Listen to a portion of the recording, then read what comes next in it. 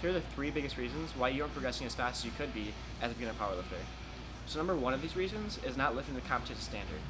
Knowing your federation standards for competition and training to those standards is vitally important to being able to compete to your best ability on competition day.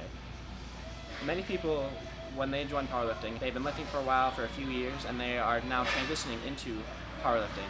That means they've usually done big 3 lifts, but a lot of times those lifts have not been to the competition standard. And looking at your federation and what their standards are for competition is vitally important to be able to understand the level you need to be training to before it comes to meet day. And there's judges watching to see if you can lift those standards. One of these standards is the pause on bench. I definitely was guilty of not pausing to standard on bench. I would bounce off my chest, or I just would pause really quickly and call it a pause bench, but really it was touch and go, or it was, again, bounced off my chest. When I made a switch from benching that way to benching with a full pause, the weight went down, and that hurt my ego a little bit. And that was probably the hardest part of letting go of my ego and lifting competition standard. But if you never let go of your ego and you keep doing that, you're not going to compete. You're not going to be able to compete to your best ability on meet day, because the judges will see that you aren't lifting the standard, and your lifts will get called, or you'll fail a lift because you can't pause long enough. Another one of these is depth on squat. Squatting deep enough, which I see tons of people. Again, I was guilty of this when I first started. But making sure you are filming from an angle that you can see depth on squat is super important when you are watching your lifts, so you can see the hip creases below the top of your knee. Another example of lifting to standard today is I'm deadlifting, and I was single today, which is pretty much as close as you can get to how you compete in competition. And so I try to make it as much like competition as I can. A lot of people, they like to use straps like these when they're deadlifting for their singles or for doubles or for like low rep ranges. And they can, when you're using straps, you can physically get it to hook right here, all the way down here, which is nowhere near your range of motion for your competition deadlift, but you can do more weight. And so that pads your ego a little bit, but it doesn't help you become a better powerlifter. And so when I'm pulling singles, doubles, sometimes triples, it depends, I always pull my competition grip, which is hook grip, but whatever your competition grip is, you should be pulling that for singles and doubles or just low rep ranges. All right, number 2 on our list is forcing progress. A good example of this is that deadlift you just saw. I could have gone up. I really wanted to go up because I want to hit a big single at the end of this block, but I didn't. I kept it lighter to save it, so to speak, for the later weeks in my block, so I can have a bigger deadlift as the weeks go on. And so I checked my ego today when I was deadlifting, making sure I didn't overshoot and making sure I'm priming my body for those next weeks. This isn't important just for those earlier weeks, but also in those later weeks when RPE is getting higher and you're going heavier for those sets. So RPE 8 is like used pretty widely throughout powerlifting because it's low enough RPE where there's not a lot of form breakdown, but high enough RPE where there's enough adaptation from that load.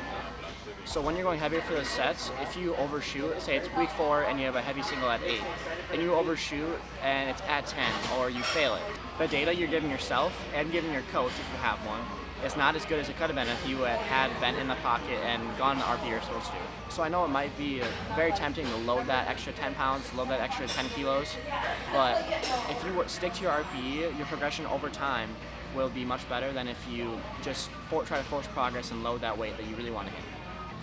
Alright, so after not lifting to standard and trying to force progress, the 3rd biggest mistake I see new powerlifters making is not trusting the process. Powerlifting is a long game. It takes years to get good.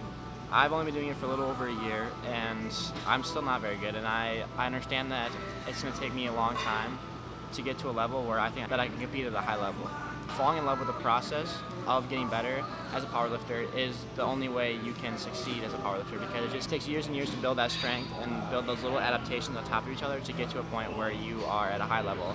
And understanding that is super important if you want to progress as a lifter and progress in this sport. Understanding that your progress isn't going to be linear along your powerlifting journey is one of the most important lessons you have to learn right away, because when you understand that, you're able to push through those low times because you know there's a peak coming up sometime soon.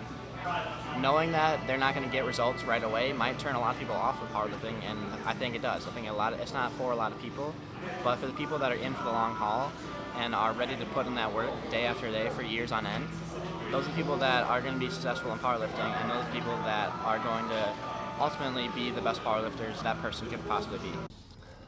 All right, we're done with our gym session, which was deadlift and SSB squat today, and I'm going to go over, again, those 3 biggest mistakes that beginner powerlifters are making today. That first one, lifting to standard. Lifting to the standard of your federation for your competition. Lifting the competition standard every day in the gym is vitally important to being able to compete on the platform when it matters most. Number 2, not forcing progress. Forcing progress and putting weight on the bar that you aren't ready for or that should be put on in weeks later is only going to hurt your progress long term.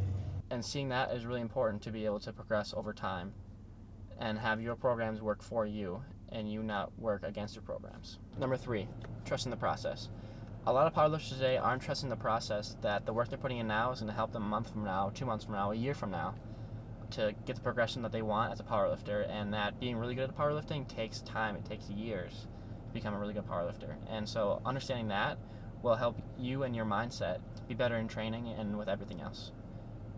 So with all of these, one big thing with all 3 of them is ego. Putting your ego down and trusting your program, the process, your coach, whatever it may be, but putting that ego down and trusting that if you do lift to standard, if you don't overshoot and put too much weight on the bar that you're not ready for, if you trust that even though it takes a long time, it's worth it and it's going to come eventually.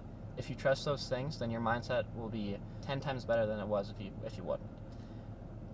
You'll be much more likely to stay in the sport, to be successful in the sport, and to enjoy the sport more. But thanks for watching today, guys. I hope these 3 mistakes helped you not make them yourselves, and I'll see you in the next one. Yeah, Mitchell ruined my videos. And Shrek shirt.